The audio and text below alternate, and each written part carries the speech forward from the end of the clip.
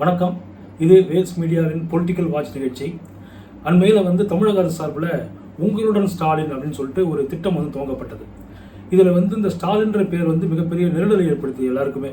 ஏன் தன்னுடைய பெயரில் முதலமைச்சர் இந்த திட்டத்தை தொடங்கணும் அப்படின்னு சொல்லிட்டு நம்ம ஏற்கனவே சில வீடியோக்களில் நம்ம கேட்டிருந்தோம். ஏன் உங்கள் பேரில் வைக்கிறீங்க, வேறு பேரில் வைக்கலாமேன்னு சொல்லிட்டு நம்ம கேள்வி எழுப்பியிருந்தோம்.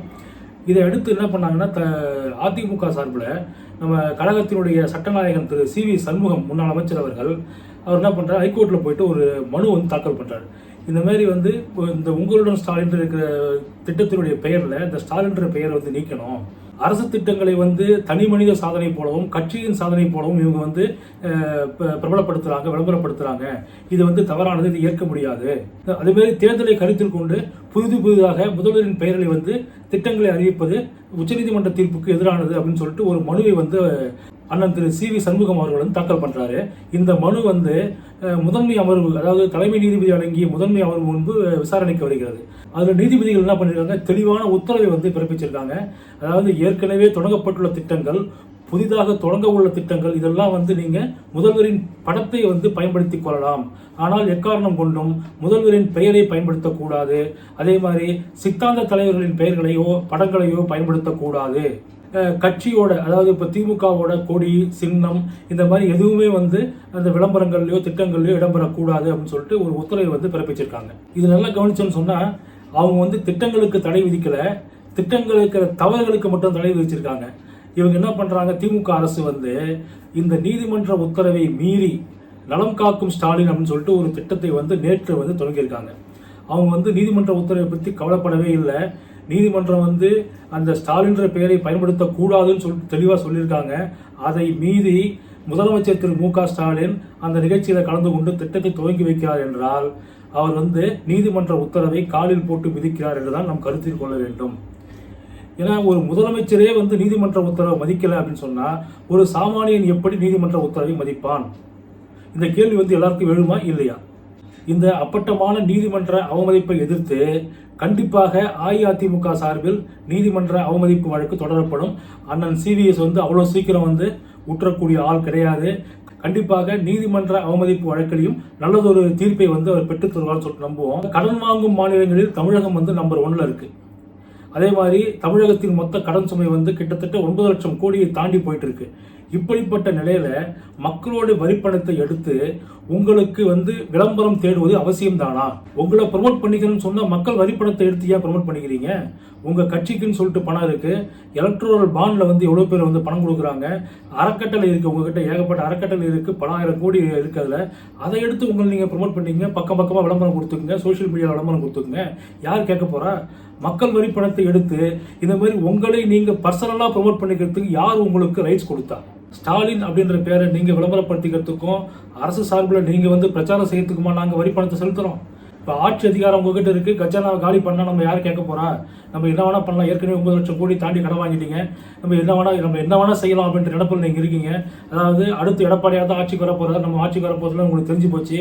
அதனால கஜானாவை சுத்தமா சுரண்டி நம்ம ஒன்றுலாம் வச்சுட்டு போயிடுவோம்னு சொல்லிட்டு தான் நீங்க மக்கள் வரி பணத்தை எடுத்து உங்களுக்கான விளம்பரத்துக்காகவும் உங்களுக்கான பிராண்டிங் கோசரும் நீங்க பயன்படுத்திட்டு இருக்கீங்க. இது தவறான போக்கு. இந்த போக்கு மிகவும் கண்டிக்கத்தக்கது. கோடி கோடியா மக்களோட வரி பணத்தை செலவிட்டு அவங்க மனசுல நீங்க இடம் பிடிச்சிட முடியுமா? உங்க பணத்தை எடுத்து செலவு பண்ணிட்டு அவங்க மனசுல இடம் பிடிக்கணும்னு அவங்க என்ன ஏமாளிகளா? அவங்களுக்கு தெரியாதா நீங்க செலவு பண்றது அவங்க பணம் தான் அப்படின்றது? பல 100 கோடி கொடுத்து மார்க்கெட்டிங் ஏஜென்சியை ஹையர் பண்ணி உங்களை மார்க்கெட் பண்ணிக்கிறதுக்கு எங்க வரி பணத்தை ஏங்க எடுக்கிறீங்க? இந்த மாதிரியான வெற்று விளம்பரங்கள் மூலமாக நீங்க ஒரு ஆணையும் பிடுங்க முடியாது. அதிமுக பொதுச் செயலாளர் எடப்பாடியார் மக்கள் மனதில் இடம் பிடிச்சிட்டாரு. மக்கள் அவரை மனதார உணர ஆரம்பித்து விட்டார்கள். இது ரொம்ப முக்கியமான பாயிண்ட். மக்கள் அவரை மனதார உணர ஆரம்பித்து விட்டார்கள்.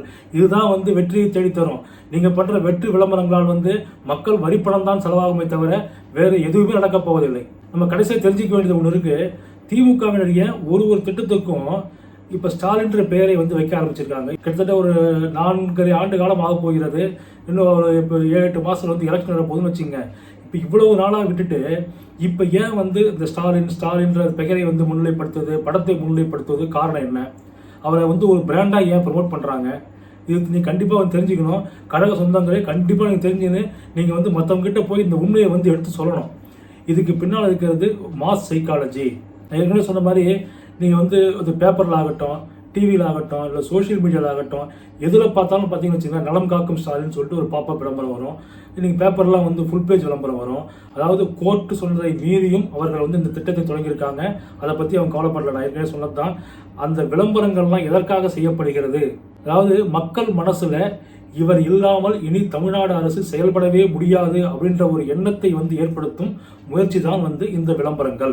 அடுத்தது, இந்த ஸ்டாலின் படத்தையும் ஸ்டாலினுடைய பெயரையும் வந்து தொடர்ந்து விளம்பரங்கள் செய்வதன் மூலமாக எதிர்க்கட்சிகளின் பங்களிப்பை வந்து மிக நுணுக்கமாக மறக்கடிக்க செய்ய முடியும், மழுங்கெடுக்க செய்ய முடியும்.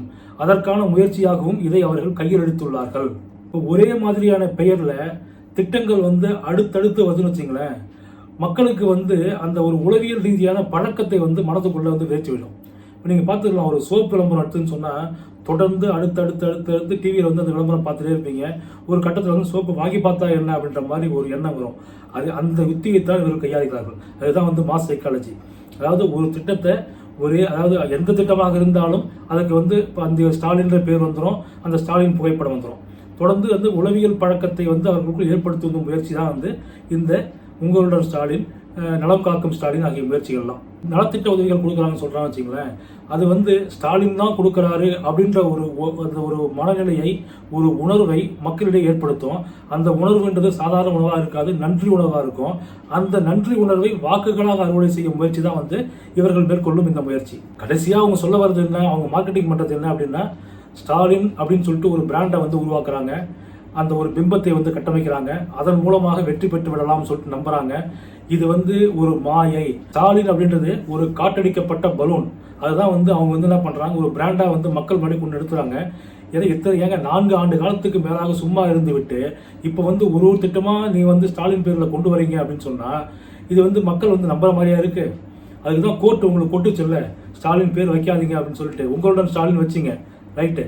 ரெண்டாவது, நலம் காக்கும் ஸ்டாலினுக்கு முன்னாடியே கோர்ட் வந்து உத்தரவு போட்டுடுச்சு, இந்த பேர் வைக்காதீங்க, வைக்கக்கூடாது அப்படின்னு சொல்லிட்டு. அதை மீறி வைக்கிறீர்கள் என்றால் நீங்கள் வந்து மக்களையும் மதிக்கவில்லை, நீதிமன்றத்தையும் மதிக்கவில்லை. நீங்கள் தான் எஜமானர்கள், அதாவது நாங்கள் மன்னர்கள், நாங்கள் செய்வதுதான் சட்டம், நாங்கள் எடுப்பதுதான் முடிவு அப்படின்ற வந்து ஒரு எதேச்சிகார போக்கு வந்து இந்த திமுக அரசுகிட்ட இருக்கு, முதலமைச்சர் திரு மு.க. ஸ்டாலின் இருக்கு. இதற்கு விரைவில் வந்து முற்றுப்புள்ளி வைக்கப்படும்.